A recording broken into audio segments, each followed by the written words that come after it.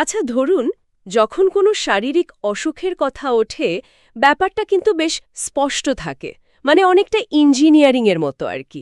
হ্যাঁ, একদম। কারণ আমাদের চোখের সামনে প্রমাণ থাকে। ঠিক, ধরুন কারোর হাত ভেঙে গেল, এক্স-রে মেশিনের রিপোর্টে সেই হাড়ের ফাটা দাগটা খুব পরিষ্কার দেখা যায়, আর ডাক্তার বলে দেন ঠিক এইখানটাতে সমস্যা। আর সমাধানটাও বলে দেয়া যায় খুব সহজে। হ্যাঁ, আর এই স্পষ্টতা আমাদের খুব শান্তি দেয়, কারণ মানুষ হিসাবে আমরা চোখে দেখতে পারি এমন জিনিসই বেশি পছন্দ করি। কিন্তু যখনই মানুষের মন, আবেগ বা সত্যিকারের সুখের পথায় আসি, তখন তো আর কোনো এক্স-রে মেশিন কাজ করে না। একদম তাই, তখন যেন আমরা একটা ভীষণ ঘোলাটে আর অস্পষ্ট জগতে এসে পড়ি। সত্যি বলতে এটাকে আক্ষরিক অর্থেই রোগ নির্ণয়ের সবচেয়ে জটিল অবস্থা বা ধরুন ডায়াগনস্টিক ঘোলা জল বলা যেতে পারে। মনের এই জগৎটা এতটাই গোলমেলে কারণ এখানে তো আর কোনো নির্দিষ্ট সুইচ নেই। মানে এমন কোনো বোতাম নেই যা টিপলেই মন হঠাৎ করে ভালো হয়ে যাবে। আর দ্য ডিপ ডাইভের আজকের এই নতুন বিশ্লেষণে আমরা ঠিক সেই ঘোলা জলেই ডুব দিতে যাচ্ছি। দারুণ একটা ব্যাপার হতে যাচ্ছে। এই শোয়ের মূল উদ্দেশ্যই তো হল বিভিন্ন তথ্যের পাহাড় থেকে সবচেয়ে দরকারি আর চমকপ্রদ জ্ঞানগুলো সহজভাবে তুলে আনা। আমাদের আজকের মিশন হল কিভাবে প্রতিদিনের কিছু সাধারণ রুটিন দিয়ে আমরা নিজেদের মনকে ট্রেন করে সত্যিকারের সুখ পেতে পারি, সেটা খুঁজে বের করা। আর আজকের এই আলোচনার ভিত্তি কিন্তু একটা অসাধারণ বই, দি আর্ট অফ হ্যাপিনেস। হ্যাঁ, যেখানে প্রাচ্য আর পাশ্চাত্যের চিন্তাধারার একটা অভাবনীয় মেলবন্ধন ঘটেছে। এর একজন লেখক হলেন তিব্বতের আধ্যাত্মিক নেতা দলাই লামা। যিনি আসলে ২৫০০ বছরের প্রাচীন বৌদ্ধ দর্শনের প্রজ্ঞা ধারণ করেন। একদম। আর তার সাথে আছেন হাওয়ার্ড সি কাটলার, যিনি একজন প্রখ্যাত পশ্চিমা সাইকিয়াট্রিস্ট। এই দুই বিপরীত মেরুর মানুষের কথোপকথন থেকেই মূলত বইটি তৈরি হয়েছে। একদিকে পশ্চিমা বিজ্ঞান আর অন্যদিকে গভীর আধ্যাত্মিক জ্ঞান। তো এই প্রাচীন দর্শন আর আধুনিক বিজ্ঞানের মেলবন্ধন আমাদের প্রাত্যহিক জীবনে কিভাবে কাজে আসতে পারে, সেটাই আজ আমাদের মূল ফোকাস। ঠিক। কিন্তু প্রতিদিনের মনের ব্যায়াম শুরু করার আগে তো গোড়ার কথাটাই বোঝা দরকার। মানে মনকে কি আদৌ বদলানো বা প্রশিক্ষণ দেওয়া সম্ভব? মানুষের তো একটা সাধারণ ধারণা আছে যে স্বভাব আসলে বদলায় না। যে রাগী সে চিরকালই রাগী, মানুষ এমনই ভাবে। হ্যাঁ, তো এই জায়গাটাতে বইটা কি বলছে? এখানেই তিব্বতী দর্শনের একটা বিশেষ শব্দ সামনে আসে। শব্দটা হলো সেম। দলাই লামা যখন মন বা মাইন্ডের কথা বলেন তখন তিনি শুধু আমাদের বুদ্ধি বা যুক্তির কথা বলেন না। আচ্ছা। এই সেম শব্দটার অর্থ আরও অনেক ব্যাপক। এটি মূলত মস্তিষ্ক এবং হৃদয়ের একটা মিলিত রূপ। আর এই মনকে যে পরিবর্তন করা সম্ভব, আধুনিক পশ্চিমা বিজ্ঞান মাত্র কয়েক দশক আগে তা শক্তভাবে মানতে শুরু করেছে। মানে বিজ্ঞানীরা যাকে এখন নিউরোপ্লাস্টিসিটি বলছেন, তাই তো? একদম ঠিক ধরেছেন। একসময় স্নায়ুবিজ্ঞানীদের বিশ্বাস ছিল যে মানুষের মস্তিষ্ক একটা নির্দিষ্ট বয়সের পর আর বদলায় না। মানে শৈশব পার হওয়ার পর মস্তিষ্কের গঠন অনেকটা জমে যাওয়া কংক্রিটের মতো হয়ে যায়। কিন্তু নিউরোপ্লাস্টিসিটি তো এই ধারণাই বদলে দিয়েছে। হ্যাঁ, এখন প্রমাণিত যে আমাদের মস্তিষ্ক কোনো স্থির কাঠামো নয়। নতুন ইতিবাচক চিন্তা আর অভিজ্ঞতার মাধ্যমে মস্তিষ্কের স্নায়ুকোষ, মানে যাকে আমরা নার্ভ সেল বলি, সেগুলোর গঠন সম্পূর্ণ নতুন করে তৈরি করা সম্ভব। দলাই লামা আক্ষরিকভাবেই একে মনের প্রশিক্ষণ বলেছেন। ব্যাপারটা অনেকটা জিমের পেশির মতো শোনাচ্ছে। জিমের পেশি? হ্যাঁ, মানে মস্তিষ্ক তো কোনো পাথরের খণ্ড নয়। জিমে গিয়ে ভারী ওজন তুলে যেমন শারীরিক পেশিকে ছিঁড়ে আবার শক্তিশালী করা হয়, ঠিক তেমনি সঠিক চিন্তার ব্যায়াম দিয়ে এই মানসিক পেশিকেও শক্তিশালী করা যায়। বা জিমের এই উদাহরণটা বৈজ্ঞানিক প্রক্রিয়ার সাথে খুব দারুণভাবে মিলে যায়। জিমে যেমন বুঝতে হয় কোন ব্যায়ামটা বাইসেপের জন্য আর কোনটা পিঠের জন্য, মনের ক্ষেত্রেও বুঝতে হয় কোন চিন্তাগুলো উপকারী আর কোনগুলো ক্ষতিকর। ঠিক তাই। স্নায়ুবিজ্ঞানের একটা খুব পরিচিত সূত্র আছে। যে নিউরনগুলো একসাথে ফায়ার করে তারা একে অপরের সাথে শক্তভাবে যুক্ত হয়ে যায়।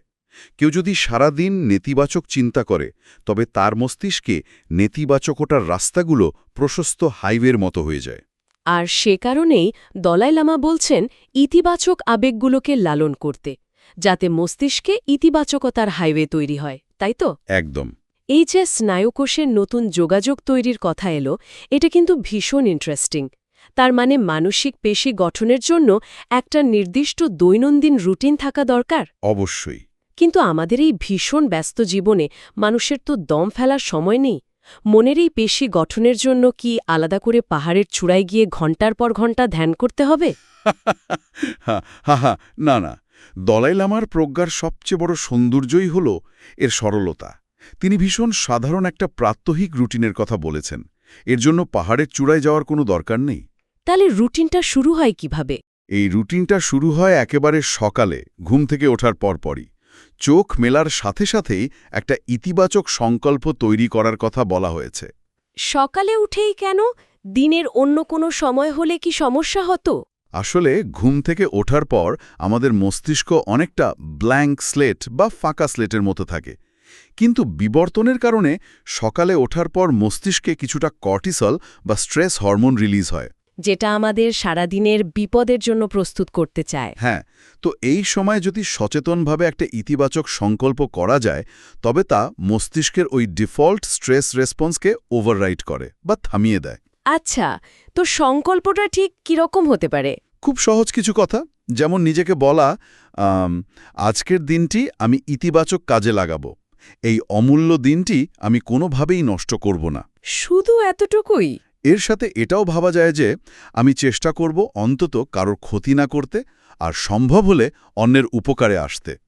এটা হলো দিনের শুরু, যা মস্তিষ্কের রেটিকুলার অ্যাক্টিভেটিং সিস্টেমকে সারাদিন ইতিবাচক জিনিস খোঁজার নির্দেশ দেয়। বুঝতে পেরেছি। আর সারাদিন পার করে রাতে ঘুমানোর আগে নিজের কাজের হিসাব মেলাতে হবে। মানে অনেকটা কর্পোরেট অডিটিংয়ের মতো ব্যাপার আর কি। একেবারে নিখুঁত অডিটিং।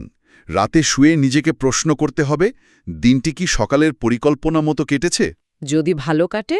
যদি ইতিবাচক কাজ করা সম্ভব হয়, তবে সেই সাফল্যের জন্য আনন্দিত হতে হবে, নিজেকে বাহবা দিতে হবে। এই আনন্দ মস্তিষ্কে ডোপামিন রিলিজ করে, যা পরের দিনের মোটিভেশন হিসেবে কাজ করে।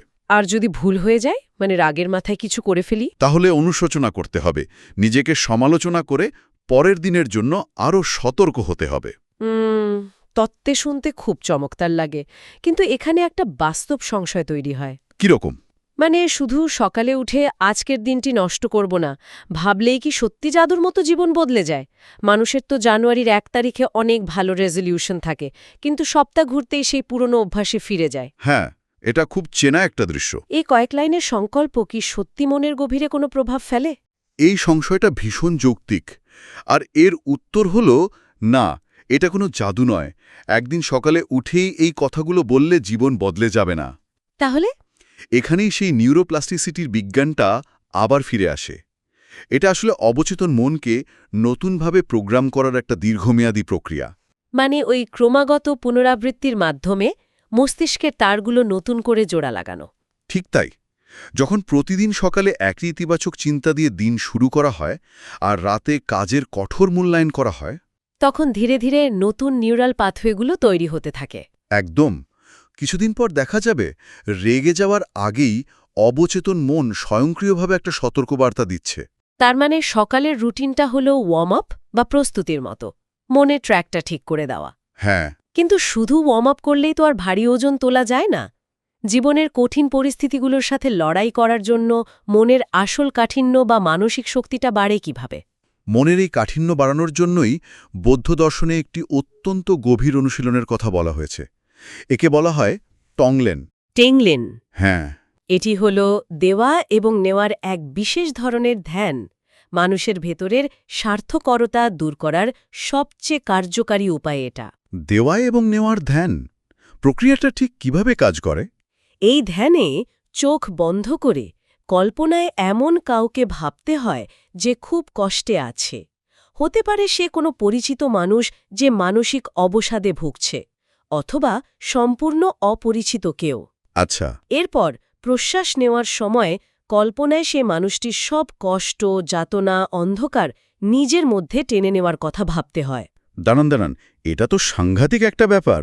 এমনিতেই তো মানুষের নিজের জীবনে কষ্টের কোনো অভাব নেই, তার উপর আবার স্বেচ্ছায় অন্যের কষ্ট নিজের ভেতরে টেনে নেওয়ার কল্পনা করতে হবে। হাহা, ঠিক এই জায়গাটিতেই টংলেন ধ্যানের মূল মনস্তাত্ত্বিক রহস্য লুকিয়ে আছে। অন্যের কষ্ট নিজের ভেতরে টেনে নেওয়ার কল্পনা করার পর নিঃশ্বাস ছাড়ার সময় নিজের সব সুখ শান্তি আর ইতিবাচক শক্তি সেই মানুষটিকে দিয়ে দেওয়ার কথা ভাবতে হয়। এই রিভার্স এক্সেস ফ্যানের বিষয়টা কিন্তু দারুণ একটা ছবি তৈরি করে চোখের সামনে। রিভার্স এক্সস্ট ফ্যান, ব্যাপারটা দারুণ তো। হ্যাঁ, মানে সাধারণত এক্সস্ট ফ্যান তো ভেতরে দূষিত হাওয়া বাইরে বের করে দেয়, কিন্তু এই ধংলেন ধ্যান যেন চারপাশের বিষাক্ত ধোঁয়া নিজের ভেতর শুষে নিয়ে তাকে বিশুদ্ধ করে তারপর ইতিবাচক বাতাস হিসাবে বাইরে ছড়িয়ে দেয়। অসাধারণ একটা উপমা দিয়েছেন। কিন্তু প্রশ্নটা থেকেই যায়, কেন কেউ স্বেচ্ছায় অন্যের কষ্ট নিজের ঘাড়ে নেওয়ার এই মানসিক ঝুঁকি নেবে? এর পেছনে দলাই লামার চমৎকার একটা মনস্তাত্ত্বিক ব্যাখ্যা দিয়েছেন। মানুষ যখন শুধু নিজের কষ্ট আর অভাব নিয়ে ভাবে, তখন সে আসলে নিজের চারপাশে একটা ইগোর দেয়াল তুলে ফেলে। বুঝতে পারছি।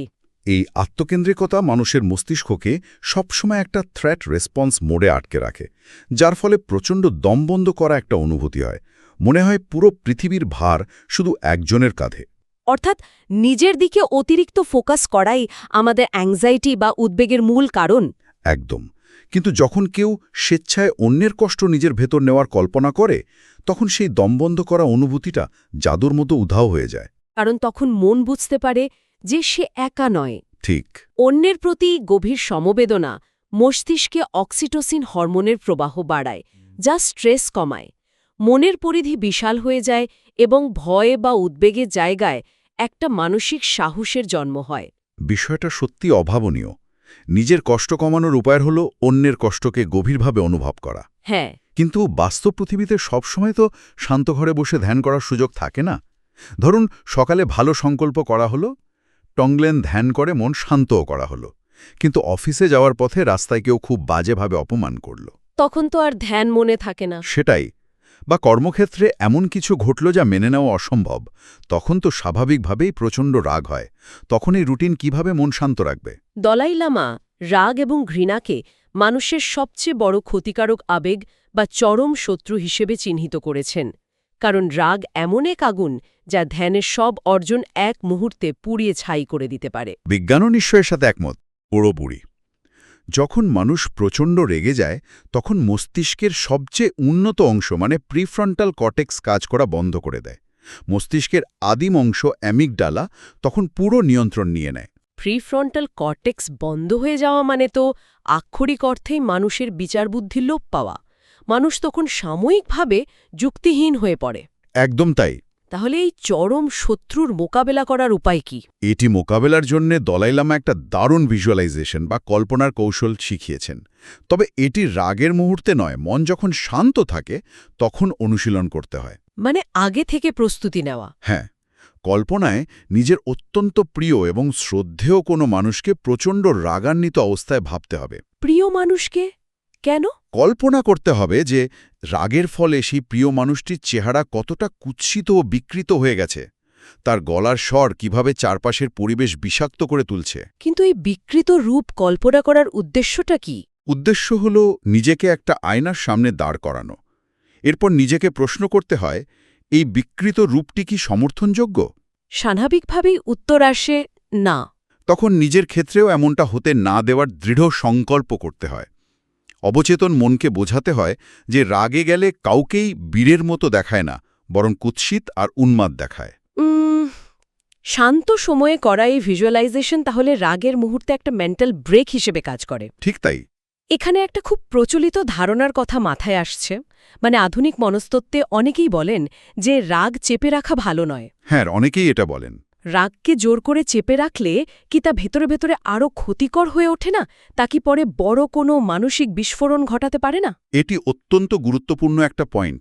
দলাই লামাও রাগকে বোতলবন্দি করে বা জোর করে চেপে রাখার কথা একেবারেই বলছেন না। রাগকে চেপে রাখলে তা সত্যি আলসারের মতো ক্ষতের সৃষ্টি করে। তাহলে উপায়?